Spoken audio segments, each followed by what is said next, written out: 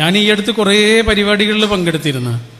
Mark ലിസ്റ്റിൽ A+ കിട്ടിയ കുറേ കുട്ടികളുടെ പരിപാടികളായിരുന്നു. മാർക്ക് ലിസ്റ്റിൽ A+ കിട്ടിയ കുറേ കുട്ടികളുടെ പരിപാടികൾ. ആയുസിൻ്റെ പുസ്തകത്തിൽ ഫുൾ A+ വാങ്ങിയൊരു കുട്ടിക്ക് വേണ്ടിയിട്ടുള്ള പരിപാടിയിൽ ഞാൻ എൻ്റെ ആയുസ്സിൽ ആദ്യമായിട്ടാണ് പങ്കെടുക്കുന്നത്. ശരിക്കുമല്ലേ, നമ്മൾ കുട്ടികളെ കണ്ട് പഠിച്ചാൽ മതി. നമ്മൾ കാര്യമായിട്ട് ഉപദേശിക്കാറുള്ള കുട്ടികളെയാണ്. സത്യത്തിൽ കുട്ടികളിൽ നിന്ന് പഠിക്കാനാണ് ഉള്ളത് മുഴുവനും.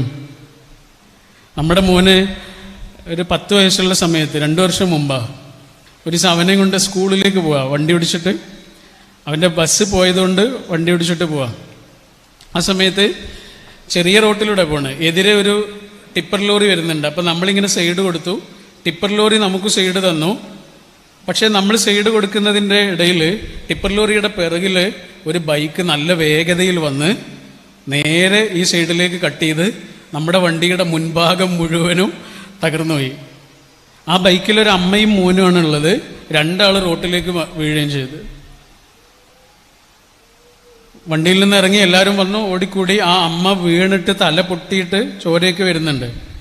ആ ലോറിയുടെ ടയറിൻ്റെ തൊട്ടടുത്ത് പോയിട്ടാണ് അമ്മയുടെ തലഭാഗം കിടക്കുന്നത്. കണ്ട പേടിയോ. എന്തായാലും ആശുപത്രിയിലേക്ക് കൊണ്ടുപോയി. എൻ്റെ മനസ്സിൽ മുഴുവനും ഈ വണ്ടി കേടുവന്നതിനെ കുറിച്ചാണ്. നമ്മുടെ വണ്ടിയുടെ മുൻഭാഗം മുഴുവനും പോയി. കുറേ യാത്രകളുണ്ട്, അതൊക്കെ ഇനി വേറെ മാർഗം അന്വേഷിക്കേണ്ടി വരും. ഇതിൽ യാത്ര ചെയ്യാൻ കഴിയില്ല, വർക്ക്ഷോപ്പിൽ കൊടുക്കണം. അങ്ങനെ കുറേ കാര്യങ്ങൾ ആലോചിച്ചുകൊണ്ടിരിക്കുക. അപ്പോഴാണ് ഒരു കരച്ചിൽ കേൾക്കുന്നത്. അപ്പം പിറകിലെ സീറ്റിൽ ഇരിക്കുന്ന നമ്മുടെ മോനാണ് കരയുന്നത്. അപ്പം നോക്കുമ്പോൾ എൻ്റെ ചുണ്ട് പൊട്ടിയിട്ട് ചോരയൊക്കെ വരുന്നുണ്ട്. വണ്ടി ഇടിക്കുന്നതിനിടയിൽ എൻ്റെ മുഖം ഇവിടെ പോയിട്ട് ഇടിച്ചിട്ടുണ്ട്. അപ്പം നല്ല ചോര വരുന്നുണ്ട്. ഇവർ അതിങ്ങനെ തുടച്ചുകൊണ്ട് കരയണേ. അപ്പം ഞാനവനോട് ചോദിച്ചു, ആശുപത്രിയിൽ പോകണോ മോനെ, മരുന്ന് തേക്കണോ, അങ്ങനെയൊക്കെ ചോദിക്കുന്നുണ്ട്. അതിനൊക്കെ ഇവൻ വേണ്ട എന്നാണ് പറയണേ. അപ്പം ഞാൻ ചോദിച്ചു, പിന്നെന്തിനാ കരയണേ?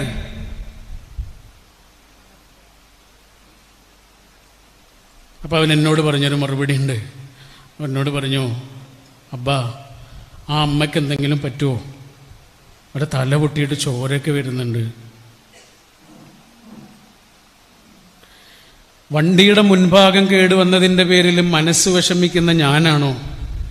ആരുമല്ലാത്തൊരമ്മയുടെ തല പൊട്ടി ചോര വരുന്നതിൻ്റെ പേരിൽ കരയുന്ന എൻ്റെ മോനാണോ വലിയ മനുഷ്യൻ? മോനല്ലേ വലിയ മനുഷ്യൻ അല്ലേ? തുർക്കിയിലൊരു വലിയ എഴുത്തുകാരനുണ്ട്. അദ്ദേഹത്തിൻ്റെ പേര് അങ്കിൾ ഇദ്രീസ് എന്നാണ്. നമ്മുടെ കുഞ്ഞുണ്ണി മാഷെ പോലെ കുട്ടികൾക്ക് വേണ്ടി മാത്രം എഴുതുന്ന ഒരാളാണ്. അദ്ദേഹത്തിൻ്റെ അവസാനമായിട്ട് പുറത്തിറങ്ങിയൊരു പുസ്തകമുണ്ട്. ആ പുസ്തകത്തിൻ്റെ പേര് love story A different kind എന്നാണ്. കുറേ കഥകളാണ്, സ്നേഹത്തിൻ്റെ കഥകളാണ്. അതിലൊരു കഥ എന്താണെന്നറിയോ? ഇറാഖിൽ യുദ്ധം നടക്കുന്ന സമയത്ത് ബാഗ്ദാദിൽ ഒരു അഭയാർത്ഥി ക്യാമ്പുണ്ട്. ആ അഭയാർത്ഥി ക്യാമ്പിൽ, റെസ്ക്യൂ ഹോമിൽ ഒരു കുട്ടിക്ക് അടിയന്തരമായിട്ട് രക്തം വേണം. രക്തം കൊടുക്കാൻ വലിയ മുതിർന്ന ആളുകൾ ആരെയും കാണുന്നില്ല, അല്ലെങ്കിൽ കിട്ടുന്നില്ല, അല്ലെങ്കിൽ തയ്യാറാകുന്നില്ല. അവസാനം തയ്യാറായി വരുന്നത് അധിക പ്രായമൊന്നുമായിട്ടില്ലാത്ത ഒരാൾ തന്നെ, ഒരു കുട്ടി തന്നെയാണ്. അവൻ രക്തം കൊടുക്കാൻ തയ്യാറാണ്. പക്ഷേ രക്തം കൊടുക്കുന്നതിന് മുമ്പ് അവൻ്റെ ഉമ്മയെ ഒന്ന് കാണണം. അപ്പോൾ ആളുകൾ ചോദിക്കുന്നുണ്ട്, ഉമ്മ വേറെ ഏതോ ഒരു ക്യാമ്പിലാണുള്ളത്. അപ്പോൾ ഉമ്മയുടെ അടുത്തേക്കൊക്കെ എത്തുമ്പോഴേക്ക് സമയം ഒരുപാട് വൈകും, നമുക്ക് പെട്ടെന്ന് രക്തം കൊടുത്തൂടെ എന്നൊക്കെ ചോദിക്കുന്നുണ്ട്. ഇവൻ സമ്മതിക്കുന്നില്ല. അവന് ഉമ്മയെ കണ്ടേ പറ്റൂ. ഉമ്മയെ കണ്ട് അവൻ രക്തം കൊടുക്കാം.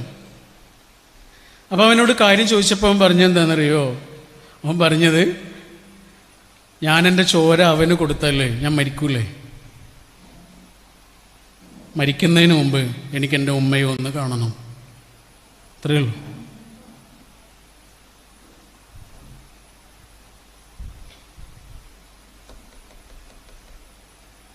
അവൻ വിചാരിച്ചത് ചോര കൊടുത്താൽ മരിക്കുന്ന അവനല്ലേ വലിയ മനുഷ്യൻ അല്ലേ? ഈ ലോകത്ത് മറ്റുള്ളവരുടെ മനസ്സിൽ നമ്മൾ ബാക്കിയാകണത് എങ്ങനെയാണെന്നറിയാം? നമ്മൾ ഉടുത്ത വസ്ത്രത്തിൻ്റെ പേരിലോ, നമ്മൾ വന്ന കാറിൻ്റെ പേരിലോ, നമ്മൾ ഉണ്ടാക്കിയെടുത്ത ആഡംബരങ്ങളുടെ പേരിലോ ഒന്നുമല്ല. നമ്മൾ കൊടുത്ത കാരുണ്യത്തിൻ്റെ പേരിലാണ് മനുഷ്യൻ്റെ മനസ്സിൽ നമ്മൾ ബാക്കിയാണ്. എൻ്റെ ഒരു സുഹൃത്തുണ്ട്, അവൾ കൗൺസിലിംഗ് സൈക്കോളജിയാണ് പഠിക്കണം. പഠിക്കുന്നത് ഇവിടെയാ, മറ്റേ പയ്യന്നൂരാണ് പഠിക്കുന്നത്. അപ്പോൾ പഠനം കഴിഞ്ഞു, അവൾ കോഴ്സൊക്കെ പൂർത്തിയാക്കി. അവൾ പറഞ്ഞൊരു സംഭവമുണ്ട്. അവളുടെ വീട് ഇവിടെ ബേപ്പൂരാ, കോഴിക്കോട്. കോഴിക്കോട് നിന്ന് ട്രെയിന് കയറി പയ്യന്നൂരെത്തണം. കാസർഗോഡിൻ്റെ തുടക്കത്തിലാണ് കോളേജ് കിടക്കുന്നത്. അവിടെ എത്തിയിട്ട് തിരിച്ചു വരുമ്പോഴേക്ക് രാത്രി ഒരു 10-11 മണിയെങ്കിലും ആവും.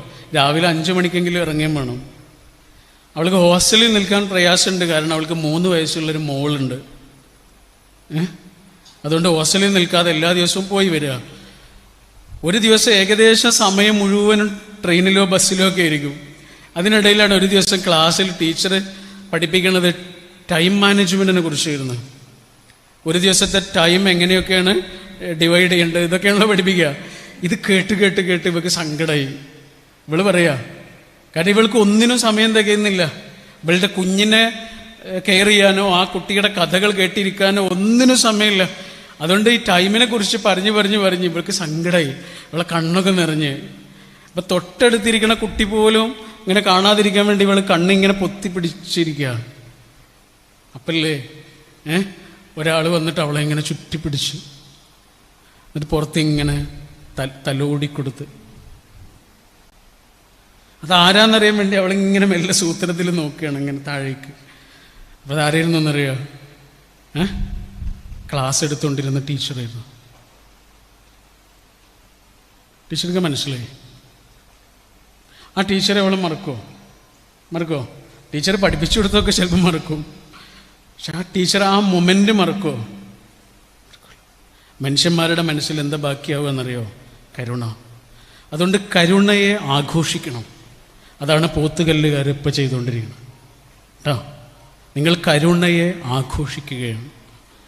അതത്രയും അടിയന്തരമായി ആവശ്യമുള്ളൊരു കാലമാണ് നമ്മളിപ്പോൾ ജീവിച്ചുകൊണ്ടിരിക്കുന്ന കാലം. ഒരു മാഷിൻ്റെ സ്റ്റോറി വായിച്ചിട്ടുണ്ട്. കുറേ കാലം കഴിഞ്ഞിട്ട് മാഷ് ഒരു കുട്ടിയെ കണ്ടുമുട്ടുക. കുട്ടിക്ക് മാഷെ മനസ്സിലായി, പക്ഷെ മാഷക്ക് കുട്ടിയെ മനസ്സിലായില്ല. കുട്ടിയും നല്ല മുതിർന്ന ആളായിട്ടുണ്ട്, താടി മീശയൊക്കെ വന്നിട്ടുണ്ട്. അപ്പോൾ മാഷിക്ക് അവൻ എത്ര ആലോചിച്ചിട്ട് മനസ്സിലാവില്ല. അപ്പോൾ അവനിങ്ങനെ പറഞ്ഞു കൊടുത്തു, ക്ലാസ്, പേര്, ഇതൊക്കെ പറഞ്ഞു കൊടുത്തു. മാഷിക്ക് പിടുത്തം കിട്ടുന്നില്ല. മാഷോട് അവൻ പറഞ്ഞു, മാഷേ ഒരു സംഭവം പറഞ്ഞാൽ എന്നെ എന്തായാലും മനസ്സിലാവും. അതെന്താടാ? അതേ, നമ്മുടെ ക്ലാസ്സിലൊരു കുട്ടിയുടെ വാപ്പ, അച്ഛൻ ഗൾഫിലിരുന്നു. അവന് പുതിയൊരു വാച്ച് കൊണ്ടുവന്ന് കൊടുത്തിട്ട് അവൻ ആ വാച്ച് കെട്ടിയിട്ട് ക്ലാസ്സിൽ വന്ന്. ഉച്ചയായപ്പോഴേക്ക് വാച്ച് കാണാനില്ല, വാച്ച് മിസ്സിങ് ആയി. മാഷിക്ക് ഉറപ്പായി അത് ക്ലാസ് വിട്ട് പോയിട്ടില്ല. അതുകൊണ്ട് മാഷ് ഞങ്ങളോട് പറഞ്ഞു, എല്ലാവരോടും എഴുന്നേറ്റ് നിൽക്കാൻ പറഞ്ഞു, കണ്ണടക്കാൻ വേണ്ടി പറഞ്ഞു. കണ്ണടച്ചുകൊണ്ട് ഞങ്ങളെല്ലാവരും എഴുന്നേറ്റ് നിന്നു. മാഷ് എല്ലാവരുടെ കീശയും വേഗം വന്നിട്ട് തപ്പി, എല്ലാവരും തപ്പി. ഒരാളുടെ കയ്യിൽ നിന്ന് കിട്ടിയിട്ടും എല്ലാവരിൽ നിന്നും തപ്പി. ഒരാളുടെ കയ്യിൽ നിന്ന് കിട്ടി, എന്നിട്ടും മാഷ് വിട്ടില്ല. എല്ലാവരുടേതും ബാഗും തപ്പി, കീശയും തപ്പി ഒക്കെ കിട്ടി. മാഷ് ഒരാളുടെ കയ്യിൽ നിന്ന് അത് കിട്ടിയില്ലേ? ആ കിട്ടി, എനിക്കറിയാം, ഓർമ്മയുണ്ട് സംഭവം. ഞാനായിരുന്നു മാഷ്. എൻ്റെ ബാഗിൽ നിന്നാണത് കിട്ടിയത്. ആ, നീയാണല്ലേ. ഇപ്പം മാഷിക്ക് എന്നെ മനസ്സിലായോ? സംഭവം എനിക്ക് ഓർമ്മയുണ്ടടാ, പക്ഷെ എനിക്ക് നിന്റെ മുഖം ഓർമ്മയില്ല. എന്താ മാഷേ? എൻ്റെ ബാഗിൽ നിന്നല്ലേ കിട്ടിയ, അപ്പം എന്നെ മറക്കുമോ? മറക്കും. അതെന്തുണ്ടാ മാഷേ? എടാ, ഞാൻ നിങ്ങളോട് എല്ലാവരോടും കണ്ണടക്കാൻ പറഞ്ഞില്ലേ? ഞാനും കണ്ണടച്ചിരുന്നു. എനിക്കറിയണ്ട എൻ്റെ കുട്ടികളുടെ കൂട്ടത്തിൽ ആരാണ് കള്ളനെന്ന്. എനിക്കറിയണ്ട എൻ്റെ കുട്ടികളുടെ കൂട്ടത്തിൽ ആരാണ് കള്ളൻ എന്ന് പറഞ്ഞ് എനിക്ക് അവനെ അപമാനിക്കുകയും വേണ്ട. ആ സംഭവവും മറന്നു, ആ ആളും മറന്നു, എല്ലാം മറന്നു. എനിക്ക് നിന്റെ മുഖം പോലും ഓർമ്മയില്ല എന്ന് പറയുന്ന കരുണയുടെ മാമരമായി ഒരു മാഷ് മാറുന്നതിൻ്റെ കാഴ്ചയാണത്. ഇതാണ് മാഷ് അല്ലേ? കുറേ കാലം കഴിഞ്ഞാൽ റോബോട്ട് വരും. ഇനി മാഷന്മാർ ആവശ്യമൊന്നും ഉണ്ടാവില്ല. റോബോട്ട് വന്ന് പഠിപ്പിക്കും.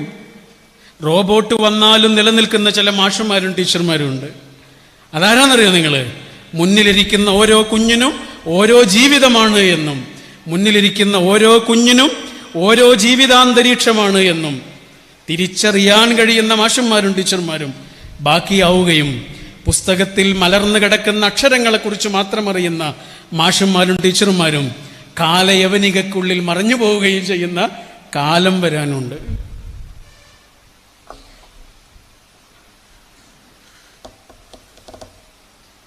റോബോട്ടിനെ തിരിച്ചറിയാൻ പറ്റാത്ത ചിലതുണ്ട്.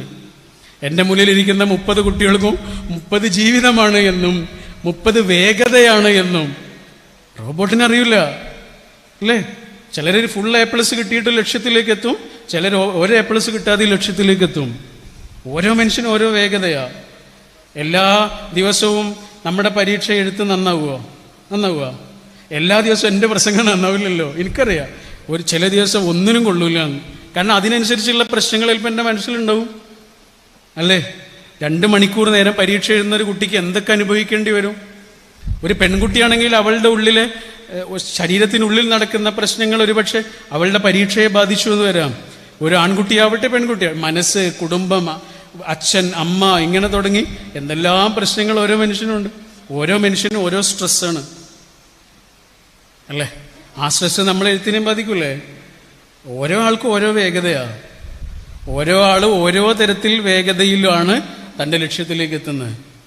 ഇറാഖിലൊരു ഒരു പണ്ഡിതനുണ്ടായിരുന്നു. അദ്ദേഹം ഒരു ദിവസം ഇങ്ങനെ നടന്നു പോകുമ്പോൾ ഒരാൾ വന്നിട്ട് ചോദിച്ചു, ബാഗ്ദാദിലേക്ക് എത്ര ദിവസം നടന്നാലാണ് എത്തുക?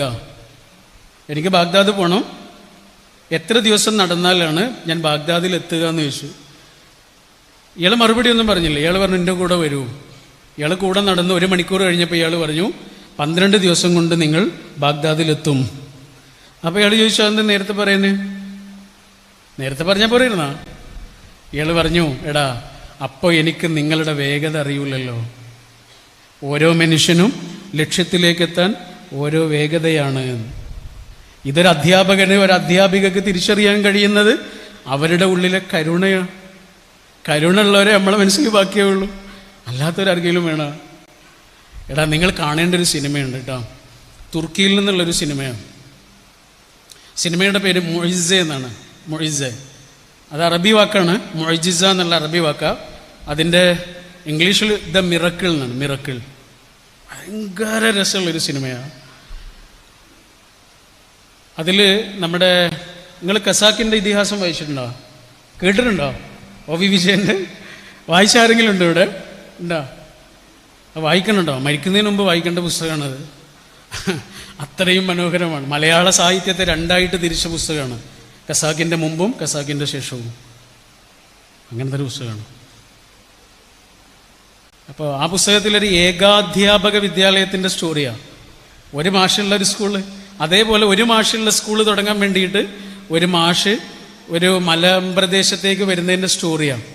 ആ മലമ്പ്രദേശത്തെ കുട്ടികളെ പഠിപ്പിക്കേണ്ട ജോലിയാണ് ശരിക്കും ഇയാൾക്കുള്ളത്. പക്ഷെ അയാൾ എന്താ ചെയ്തതെന്നറിയോ? അവിടെ ഒരു ബുദ്ധി വളർച്ചയില്ലാത്ത ഒരാളുണ്ട്. പ്രായം കുറേ ആയിട്ടുണ്ട്, പക്ഷെ ബുദ്ധിക്ക് വളർച്ചയില്ല. അലി എന്നാണ് പേരെന്നാണ് എൻ്റെ ഓർമ്മ.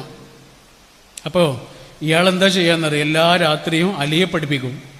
അലിയെ പഠിപ്പിക്കേണ്ട യാതൊരു ചുമതലയും ഇയാൾക്കില്ല. അലിയെ പേരെഴുതാൻ പഠിപ്പിക്കുന്നു, ചിത്രം വരയ്ക്കാൻ പഠിപ്പിക്കുന്നു, അച്ഛൻ്റെ അമ്മയുടെ പേരെഴുതാൻ പഠിപ്പിക്കുന്നു, വീടിൻ്റെ ചിത്രം വരയ്ക്കാൻ പഠിപ്പിക്കുന്നു. ഇങ്ങനെ പാതിരാവിലിരുന്ന് അലിയുടെ കൈ പിടിച്ച് അക്ഷരങ്ങൾ പഠിപ്പിച്ചുകൊണ്ടിരിക്കുന്ന ആ അധ്യാപകനെ ചൂണ്ടിയിട്ട് അലിയുടെ അച്ഛൻ സുഹൃത്തിനോട് പറയുന്ന ഒരു വാക്കുണ്ട്. ആതിര എന്ന മോളുടെ നേരെ ഇങ്ങനെ ചൂണ്ടിയിട്ട് പറയാവുന്ന വാക്കാണത് എന്നെനിക്ക് തോന്നുന്നു. നമ്മുടെ കൂടെയുള്ള ഓരോ കുഞ്ഞിൻ്റെയും നേരെ ചൂണ്ടിയിട്ട് പറയാവുന്ന വാക്കാണ്. എന്താണെന്നറിയോ? അയാൾ ഹൃദയത്തിൽ കണ്ണുള്ള മനുഷ്യനാണ്. പാതിരാവിലിരുന്ന് തൻ്റേതല്ലാത്ത ഒരു ജോലി, ഒരു കാര്യമില്ല, അയാൾക്കതിൻ്റെ യാതൊരു ചുമതലയുമില്ല. പണ്ടൊക്കെ ഉണ്ടായിരുന്നു അങ്ങനെ. നമ്മുടെ ഓരോ ഗ്രാമങ്ങളിൽ ഒരു മാഷുണ്ടാവും. ആ ഗ്രാമത്തിൻ്റെ അപ്പുറത്ത് ആ മാഷെ ആരും അറിയില്ല, ശരിയല്ലേ? ആ ഗ്രാമത്തിൻ്റെ അപ്പുറത്ത് ആ വാസു മാഷെ, അല്ലെങ്കിൽ ആ ദാമോദരൻ മാഷെ, ആ ഇബ്രാഹിം മാഷെ, ആ ഗ്രാമത്തിൻ്റെ അപ്പുറത്ത് ഒരാളും അറിയില്ല. പക്ഷെ ആ ഗ്രാമത്തിൻ്റെ ജീവനാഡിയായിരിക്കും ആ മാഷ്. അവിടുത്തെ വായനശാലയും അവിടുത്തെ പാർട്ടിയും അവിടുത്തെ പള്ളിയും അവിടുത്തെ അമ്പലവും ഇതിൻ്റെയൊക്കെ എല്ലാ കാര്യങ്ങളിലും മുന്നിലുണ്ടാകുന്നൊരു മാഷുണ്ട്. വെള്ളയെടുത്തൊരു മാഷുണ്ട്. അതുപോലൊരു മാഷായിട്ട് മാറിയ ഈ മനുഷ്യൻ്റെ നേരെ വിരൽ ചൂണ്ടിയിട്ട് അയാൾ പറയുകയാണ്, എന്താ? ഹൃദയത്തിൽ കണ്ണുള്ള മനുഷ്യനാണ്. ഹൃദയത്തിൽ കണ്ണുണ്ടാകുമ്പോൾ എന്താ ചെയ്യാന്നറിയോ? ഹൃദയം കൊണ്ട് കാണും. അതിന് പറയുന്ന വാക്കാണ് ഇംഗ്ലീഷിൽ എംപതി എന്ന് പറയും, മലയാളത്തിൽ കരുണ.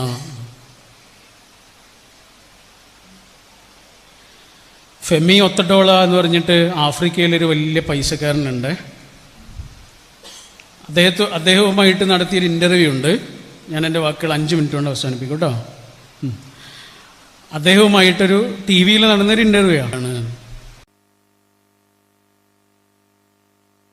മനസ്സിൽ ഓർമ്മ വന്നിട്ടുണ്ടാവും. പക്ഷെ അദ്ദേഹം പറഞ്ഞ മൊമെൻ്റ് ഏതാണെന്നറിയോ? ജീവിതത്തിൽ ഒരിക്കലും മറക്കാത്ത മൊമെൻ്റ്. അദ്ദേഹം പറഞ്ഞു, ഒരിക്കൽ എൻ്റെ ഒരു സുഹൃത്ത് എന്നെ വിളിച്ച് എന്നിട്ട് പറഞ്ഞു, കാലുകൊണ്ട് വയ്യാത്ത കുറേ ആളുകളുണ്ട്, അവർക്ക് വീൽ ചെയർ വേണം, 120 വീൽ ചെയർ വേണം പറഞ്ഞു. നീ അത് തരണം എന്ന് എന്നോട് പറഞ്ഞു. ഞാൻ കൊടുക്കാമെന്നും പറഞ്ഞു. പക്ഷെ അവൻ എന്നോട് പറഞ്ഞു, അത് വിതരണം ചെയ്യുന്ന ചടങ്ങിൽ നീ വരണം, പ്രോഗ്രാമിൽ വരണം പറഞ്ഞു. ഞാൻ ആദ്യം മടിച്ചു. അവൻ നിർബന്ധിച്ചപ്പോൾ ഞാൻ പോയി. അങ്ങനെ കുറേ ആൾക്ക് വീൽ ചെയർ കൊടുക്കുന്നു. സ്റ്റേജിലേക്ക് ഇങ്ങനെ കാലുകൊണ്ട് വയ്യാത്ത ആളുകൾ വരും, അവർക്ക് വീൽ ചെയർ കൊടുക്കും. ആ വീൽ ചെയറിൽ കയറിയിട്ട് അവരിങ്ങനെ പോകുന്നത് കണ്ടപ്പോൾ എനിക്ക് ഭയങ്കര സന്തോഷമായി. ആ വീൽ ചെയർ കിട്ടിയ മുഴുവൻ ആളുകളും ആ സ്ഥാപനത്തിൻ്റെ മുറ്റത്തിങ്ങനെ പറന്ന് നടക്കുന്നത് കണ്ടപ്പോഴും എനിക്ക് ഭയങ്കര സന്തോഷമായി. ഞാൻ അവിടെ നിന്ന് തിരിച്ചു പോരുക. എല്ലാവരോടും യാത്ര പറഞ്ഞ് തിരിച്ചു പോരുമ്പോൾ എൻ്റെ ജീവിതത്തിലെ ഏറ്റവും മനോഹരമായ നിമിഷമുണ്ടായി. ആ കൂട്ടത്തിൽ നിന്നൊരു കുട്ടി ഇങ്ങനെ വന്നിട്ട് ഇയാളുടെ കാലിനടുത്ത് ഇങ്ങനെ വന്നിട്ട് കാലിലിങ്ങനെ തൊട്ട് ഇയാളെ മുഖത്തേക്ക് ഇങ്ങനെ സൂക്ഷിച്ചു നോക്കും. അപ്പോൾ ഇയാൾ ചോദിച്ചു, എന്താ മോളെ ഇങ്ങനെ നോക്കുന്നത്? അപ്പോൾ അവൾ പറഞ്ഞു, പ്രാർത്ഥിക്കുമ്പോൾ എനിക്ക് ഈ മുഖം ഓർമ്മിക്കാനാണ്. മറക്കൂല, ആയുസ്സുള്ളത്രയും കാലം മറക്കൂല. ഞാൻ എനിക്ക് വേണ്ടി പ്രാർത്ഥിക്കുന്ന കൂട്ടത്തിൽ ഇനി ഈ മുഖം എൻ്റെ മനസ്സിൽ ഓർമ്മ വരും. വേറെ ഏതെങ്കിലും ഒരു മനുഷ്യൻ്റെ പ്രാർത്ഥനയിൽ നമ്മുടെ പേരുയരുക എന്ന് പറയുന്ന അത്രയും വലിയ സമ്പാദ്യം ഈ ലോകത്ത് വേറെ കിട്ടാനില്ല.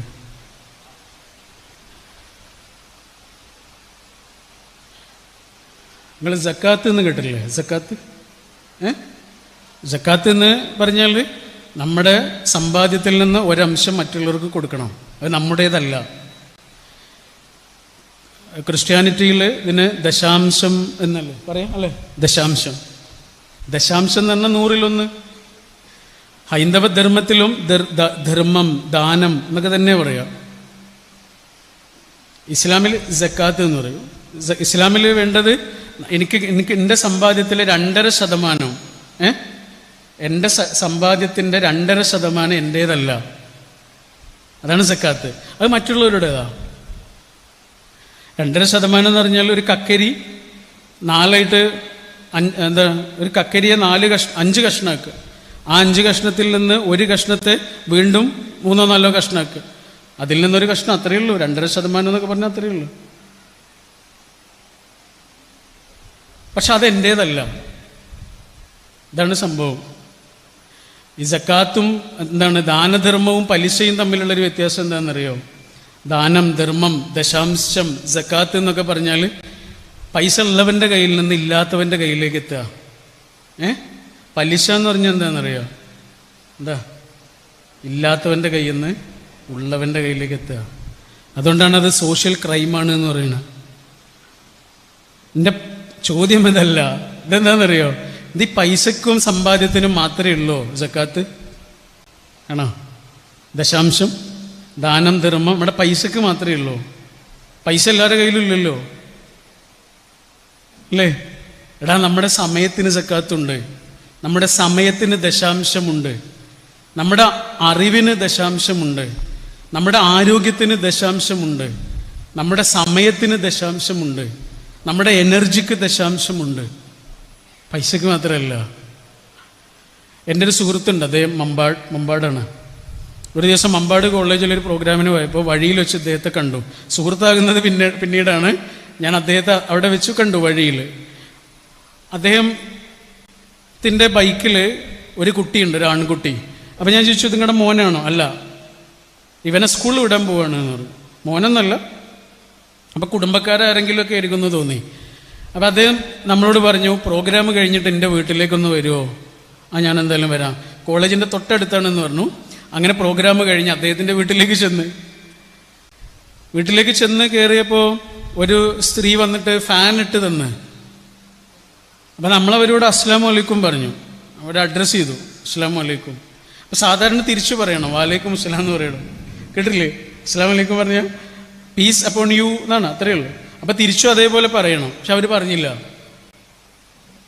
പറഞ്ഞില്ല.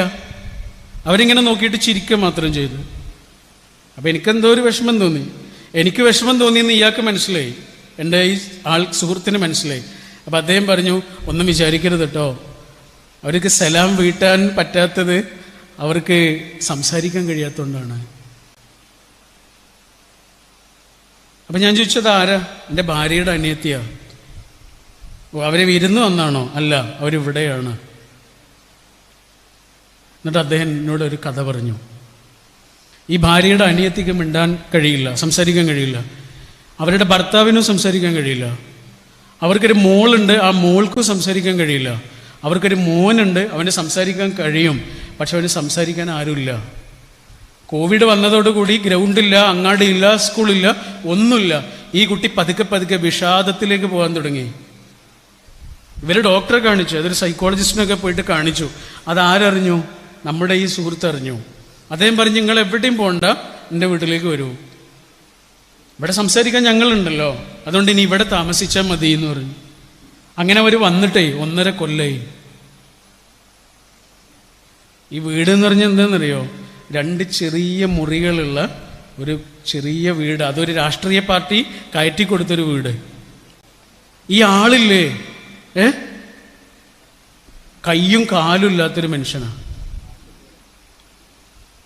കയ്യുമില്ല കാലുമില്ല അയാൾക്ക്.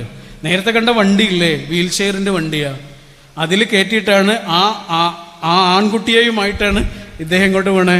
അവനെ സ്കൂളിലേക്ക് കൊണ്ടുപോകാനായിരുന്നു അവരെ പോകുന്നത്. അവിടെ വെച്ചാണ് നമ്മൾ അവരെ കാണുന്നത്. കയ്യും കാലും ഇല്ലാത്തൊരു മനുഷ്യൻ വെറും 2 മുറികളുള്ള ഒരു കുഞ്ഞു വീട്ടിലേക്ക് ഒരു ഫാമിലിയായി ഇങ്ങനെ മാടി വിളിച്ചതിൻ്റെ പേരാണ് കരുണ. എന്താ സക്കാത്ത് എന്ന് പറഞ്ഞാൽ? എന്താണ് ദശാംശം എന്ന് പറഞ്ഞാൽ? അദ്ദേഹം ചെയ്തതും അതാണ്. മനസ്സിലായില്ലേ? നമുക്ക് എന്താണോ ഉള്ളത് അതിൽ നിന്നിങ്ങനെ പകുത്തു കൊടുക്കുന്നതിൻ്റെ പേരാണ്.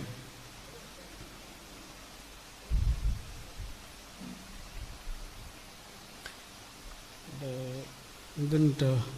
പിന്നെ വാട്ടർ ബോട്ടിലില്ലേ, ഒരു 5 വാട്ടർ ബോട്ടിൽ വരും.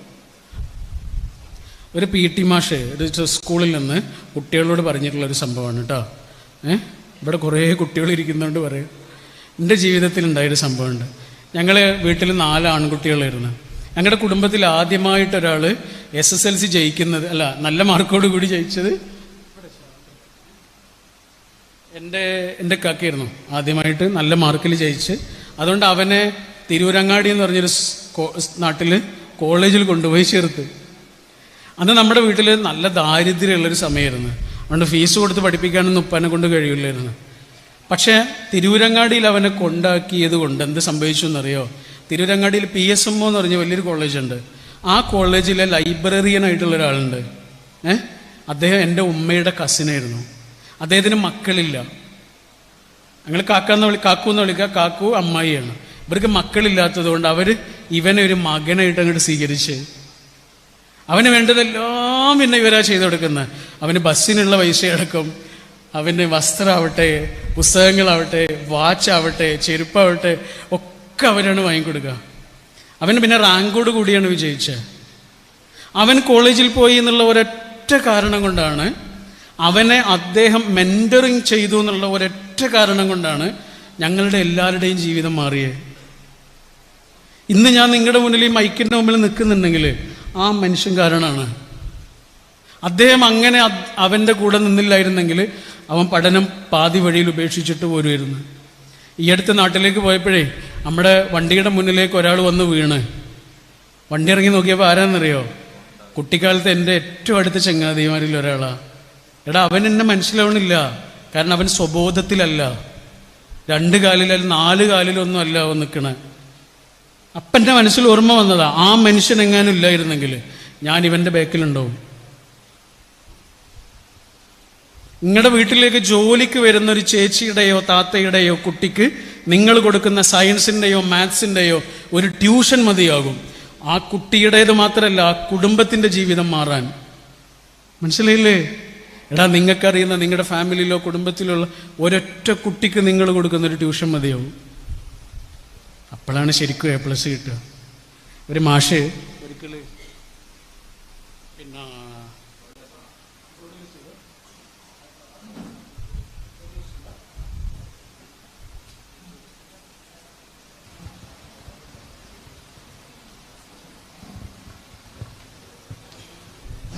ഒരു മാഷാണ് കേട്ടോ. അപ്പോൾ കുട്ടികളെല്ലാവരും മുറ്റത്തേക്ക് ഇറങ്ങിയിട്ട് വീട്ടിയുടെ പീരീഡാ. മാഷ് കുട്ടികൾക്ക് പറഞ്ഞെടുത്തു. കുട്ടികളിങ്ങനെ വരിയായിട്ട് നിർത്തിയിട്ട് പറഞ്ഞു, ഒരു സാധനം ഇങ്ങനെ വെച്ചിട്ട്, ഇത് നിങ്ങളുടെ ലക്ഷ്യമാണ്, നിങ്ങൾക്ക് നിങ്ങളുടെ ആയുസ്സിൽ നേടിയെടുക്കാനുള്ള ലക്ഷ്യം. പഠിച്ച് അറിഞ്ഞ് പരീക്ഷ എഴുതി മാർക്ക് നേടി നിങ്ങൾക്ക് നേടിയെടുക്കാനുള്ള ലക്ഷ്യം. എന്നിട്ട് കുട്ടികളെ ഇങ്ങനെ വിളിച്ചിട്ട് ചോദിച്ചു, അച്ഛനും അമ്മയും ജീവിച്ചിരിപ്പുള്ള, അച്ഛനും അമ്മയ്ക്കും ജോലിയുള്ള, സ്വന്തമായി വീടും വരുമാനവുമുള്ള, എല്ലാ ദിവസവും സുഭിക്ഷമായി ഭക്ഷണം കിട്ടുന്ന, മനസ്സമാധാനത്തോടെ കിടന്നുറങ്ങാനൊരു നല്ല വീടുള്ള കുട്ടികൾ എത്ര പേരുണ്ട് എന്ന് ചോദിച്ചു. അച്ഛനും അമ്മയും ജീവിച്ചിരിപ്പുണ്ട്, വരുമാനമുണ്ട്, ഒരു പ്രശ്നമില്ല. കുറച്ച് കുട്ടികൾ ഇങ്ങനെ മുന്നോട്ട് വന്നു. മാഷ് അവരോടെല്ലാവരോടും പറഞ്ഞു, ഇങ്ങനെ ആ ലക്ഷ്യത്തിൻ്റെ തൊട്ട് പിറകിൽ നിൽക്കാൻ. പിന്നെ മാഷ് കുട്ടികളോട് ചോദിച്ചു, അച്ഛനും അമ്മയും ജീവിച്ചിരിപ്പില്ലാത്ത എത്ര പേരുണ്ട്? അച്ഛനോ അമ്മയോ ജീവിച്ചിരിപ്പില്ലാത്ത എത്ര പേരുണ്ട് എന്ന് ചോദിച്ചു. കുറച്ച് കുട്ടികൾ ഇങ്ങനെ വന്നു. അവരോട് കുറച്ചുകൂടെ പിറകിൽ ഇങ്ങനെ നിൽക്കാൻ പറഞ്ഞു. സ്വന്തമായൊരു വീടില്ലാത്ത എത്ര കുട്ടികളുണ്ട് എന്ന് ചോദിച്ചു. വാടക വീട്ടിൽ താമസിക്കേണ്ടി വരുന്ന എത്ര കുട്ടികളുണ്ട് എന്ന് ചോദിച്ചു. ഒരു ദിവസം അച്ഛനോ അമ്മയോ ജോലിക്ക് പോയിട്ടില്ലെങ്കിൽ പട്ടിണിയാകുന്ന വീടുകൾ എത്ര ഉണ്ട് എന്ന് ചോദിച്ചു. കുട്ടികൾ ഇങ്ങനെ വരാൻ തുടങ്ങി. ആ കുട്ടികളോടൊക്കെ ഇങ്ങനെ പിറകിൽ നിൽക്കാൻ തുടങ്ങി. വായിക്കാനൊരു നല്ല ടേബിൾ പോലും ഇല്ലാത്ത എത്ര കുട്ടികളുണ്ടെന്ന് ചോദിച്ചു. അവരും വന്നു. ഇങ്ങനെ ഓരോ കുട്ടികളും ഇങ്ങനെ പിറകിലായി ഇങ്ങനെ നിർത്തി. എന്നിട്ട് മാഷ് പറഞ്ഞെടുത്തു, എടാ, ഇവന് ഈ ലക്ഷ്യം നേടാൻ ഒരു മനസ്സുണ്ടായാൽ മതി. അവനൊരു തടസ്സമില്ല, അവൻ്റെ മനസ്സുണ്ടായാൽ മതി. അവൻ്റെ കാര്യങ്ങളൊക്കെ ഓക്കെയാണ്. അവനൊരു തടസ്സമില്ല, അവനൊരു പ്രയാസമില്ല, അവൻ്റെ മനസ്സിന് അസ്വസ്ഥമായ ഒരു കാര്യമില്ല. ഇവൻ്റെ പ്രശ്നം എന്താണെന്നറിയോ? വായിച്ചിരിക്കാനൊരു ടേബിളാണ്. ഇവൻ്റെ പ്രശ്നം ഒരു പക്ഷേ കിനാവ് കാണുന്നത് പുതുതായി ഇറങ്ങിയ ഏറ്റവും നല്ല ബൈക്കായിരിക്കും, ഏറ്റവും നല്ല മൊബൈൽ ഫോണായിരിക്കും. പക്ഷെ ഇവൻ്റെ പ്രശ്നം, ഇവളുടെ പ്രശ്നം അതല്ല. സ്വസ്ഥമായി ഒന്ന് കിടന്നുറങ്ങാനൊരു നല്ല ബെഡായിരിക്കും, വായിച്ചിരിക്കാനൊരു നല്ല മേശയായിരിക്കും. എന്നിട്ട് മാഷ് ഇങ്ങനെ പറഞ്ഞു കൊടുക്കുക, ഇവനെ പോലെയല്ല ഇവൻ, ഇവളെ പോലെയല്ല ഇവള്, ഇവളെയും പോലെയല്ല ഇവള്. ഇതിന്റെ പിറകിൽ ഇനിയും വരാനിരിക്കുന്ന എത്രയോ ആളുകളുണ്ട്. അവിടെ മാഷ് പറഞ്ഞു കൊടുത്തു. ഇവനോടും പറഞ്ഞു മുന്നോട്ട് മാത്രം നോക്കിയാൽ പോരാ കേട്ടോ, ഇടയ്ക്കിടയ്ക്ക് പിറകിലേക്ക് ഇങ്ങനെ നോക്കണം. ജയിച്ച് പോകുന്നതിനിടയിൽ ഒരൊറ്റ മനുഷ്യനെയെങ്കിലും നിങ്ങൾ വെളിച്ചത്തിലേക്ക് കൊണ്ടുവരണം. നിങ്ങളെ ഒരിക്കലും മറക്കാത്തൊരു മനുഷ്യനെയെങ്കിലും നിങ്ങൾ ഉണ്ടാക്കിയെടുക്കണം. പ്രാർത്ഥിക്കുന്ന നേരത്ത് നിങ്ങളുടെ പേരുയരുന്ന മനുഷ്യരെ നിങ്ങൾ ഉണ്ടാക്കിയെടുക്കണം. 9 എന്ന സംഖ്യ 8 എന്ന സംഖ്യയെ അടിച്ച ഒരു സ്റ്റോറി ഉണ്ട്. അപ്പൊ 8 ചോദിച്ചു, നീ എന്തിനാ എന്നെ അടിച്ച്? 9 പറഞ്ഞു, നീ എന്നെക്കാൾ ദുർബലനായതുകൊണ്ട്. എൻ്റെ അത്ര ശക്തി നിനക്കില്ലല്ലോ, നീ 8 അല്ലേ, ഞാൻ 9 അല്ലേ. ആണോ? എന്നാ ഞാനും അടിക്കും. ആരെ? 7 അടിക്കും.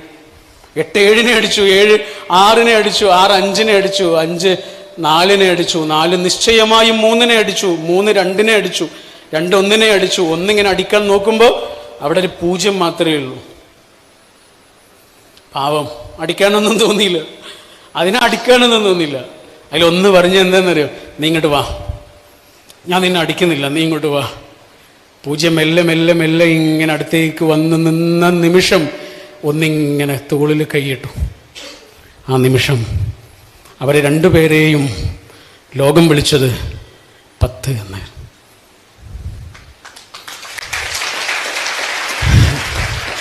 പൂജ്യത്തിന് മാത്രമാണ് വില കൂടി, ആണോ? 1 വില കൂടിയില്ലേ? ഇതുപോലെ ഞാൻ എൻ്റെ വാക്കുകൾ അവസാനിപ്പിക്കുന്നു. മഹാഭാരതത്തിൽ ഭീഷ്മർ പറയുന്നൊരു വാക്കുണ്ട്, മുഹൂർത്തം ജ്വലിതം ശ്രേയ ന ച ധൂമായിതം ചിരം. അർത്ഥം പറയണ, അതിന് മുമ്പൊരു കാര്യം ചെയ്യാണ്ട്. ഇത് റൂമി എന്ന ലോകം കണ്ട ഏറ്റവും വലിയ മഹാപ്രതിഭകളിൽ ഒരാള് അദ്ദേഹത്തിന്റെ ആയുസ്സിൽ എഴുതിയ ഏറ്റവും ഗംഭീരമായ പുസ്തകങ്ങളിൽ ഒരു പുസ്തകമാണ്. അപ്പോ ഇതിന്റെ മലയാള പരിഭാഷയാണ്. ഇതെനിക്ക് ആതിരക്ക് കൊടുക്കണം. ഞാൻ കൊടുക്കട്ടെ?